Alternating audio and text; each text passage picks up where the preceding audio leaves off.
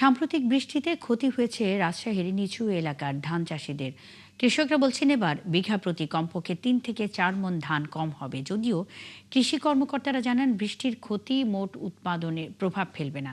এরই মধ্যে জেলায় ২৫% ধান কাটা শেষ হয়েছে বলে জানিয়েছে কৃষি বিভাগ। রাশিদুল হক রুশোর প্রতিবেদন। রাজশাহীর গোদাগাড়ী উপজেলার চাপাল গ্রাম, যেখানে যতদূর চোখ যায় দেখা মেলে প্রশস্ত ধান ক্ষেত। ক্ষেত জুড়ে পাকা ধানের শীষ। কদিন বাদেই ফসল ঘরে তোলার কথা, কিন্তু গেল কয়েকদিনের বৃষ্টিতে তলিয়ে গেছে বেশ কিছু নিচু অঞ্চলের পাকা ধান।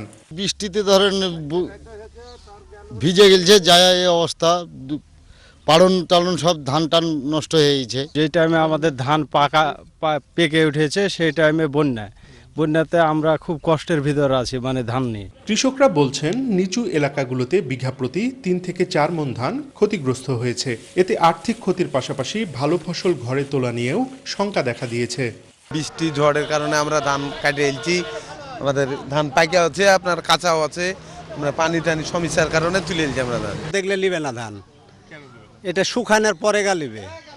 10 মণ ধান হইলে তখন শুকিয়ে হয়তো 8 মণ 9 মণ হইলো। একটা মানুষও বাসা থেকে অন্য জায়গার টাকা এনে না দিয়ে পূরণ করতে পারবে না। ধান বেচে এতটা লস হবে, ধান কাটার সময় কষ্ট, এই যে বৃষ্টিতে ডাবল খরচ হয়েছে। তবে জেলায় ধানের সার্বিক পরিস্থিতি ভালো জানিয়ে চলতি বড় মৌসুমে ধানের কাঙ্ক্ষিত উৎপাদন লক্ষ্যমাত্রা পূরণ হবার কথা জানান কৃষি কর্মকর্তা।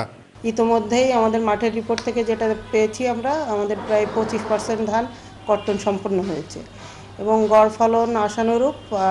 আশা করছি আমাদের এবছর যে আমাদের রাজশাহী জেলার যে লক্ষ্যমাত্রা ৩,৯২,০০০ মেট্রিক টন ধান উৎপাদনের যে লক্ষ্যমাত্রা, আশা করি আমরা লক্ষ্যমাত্রা অর্জন করতে সক্ষম হব।